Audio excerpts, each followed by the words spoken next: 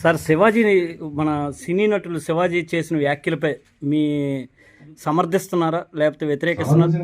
చక్కగా మాట్లాడితే ఒక భాష అంటే కొంతమంది ఆడవాళ్ళంటే ఏమనుకుంటున్నారు మీరు? మీలో ఉన్నదే బయట వస్తుంది. అదేంటా మాటలు, అదేంటా అహంకారం, అదేంటి ఆడాడిని ఈడతారని. ఇవాళ ఆడవాళ్ళకి అన్యాయం ఎవరి నుంచి జరుగుతుంది?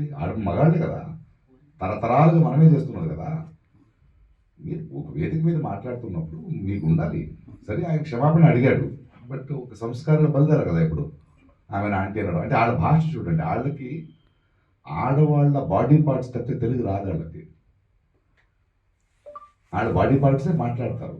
వాళ్ళు ఎంత సంస్కారాలు అనుకుని మాట్లాడుతున్నా అంత అసహ్యం అది. అనసూయ గారిని, అనసూయ లాంటి వాళ్ళని నేను సపోర్ట్ చేస్తాను. ఆడవాళ్ళని సపోర్ట్ చేయాల్సింది మా బాధ్యత, మా కర్తవ్యం అది. శివాజీ గారు కానీ ఎవరు కానీ ఒక వేదిక మీద మాట్లాడేటప్పుడు ఒళ్ళు దగ్గర పెట్టుకుని, మీకు ఒక వేదిక ఎందుకు ఇచ్చారు? మీకు భిన్నాభిప్రాయాలు ఉండొచ్చు. భిన్నాభిప్రాయాలు ఎలా చెప్పాలి? ఏ మాటలతో చెప్పాలి? భాష అది, తెలుగు భాష అది కాదు కదా. ఆయన ఇప్పుడు సారీ చెప్పాడు, బట్ మిగతా వాళ్ళు వదలరు. అది స్టార్ట్ అవుతుంది. ఇప్పుడే ట్వీట్ చేశాను అనసూయగా, మరి నువ్వు స్ట్రాంగ్గా ఉండు. ఆ సంస్కారాల అసహ్యం తెలుస్తుంది నాకు. నన్ను అదే చెప్తుంటారు. ప్రకాష్ రాజు గారు మీరు ఎందుకు మాట్లాడరాళ్ళు? అమ్మని లాగుతారు, చెల్లిని లాగుతారు, కూతురు లాగుతారు, అంతే.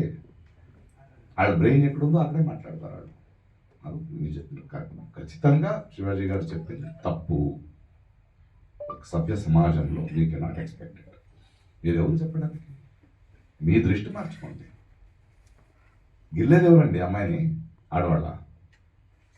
మగాళ్ళే కదా. మరి నేను పోకులేలా చెప్పాలి, గిల్లితే గిల్లించుకోవాలని?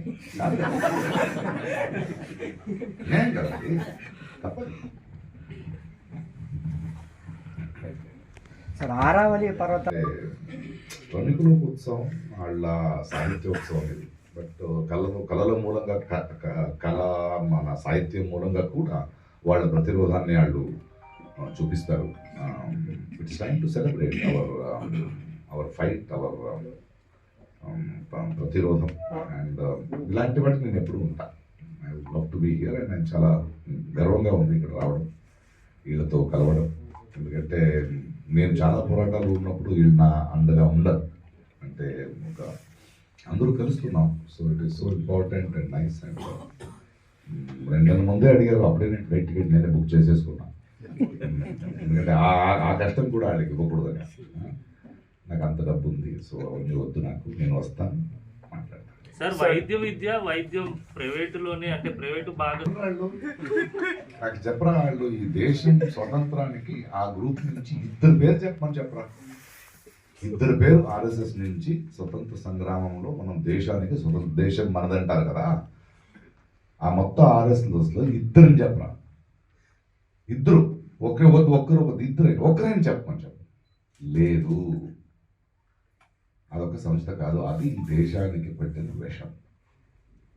మీరు భారతదేశాన్ని ఒక సరోవరం అనుకుంటే బ్రహ్మరాక్షసుడు ఉన్నాడు. ఇప్పుడు ఆడికి 100 ఏళ్ళు అయింది.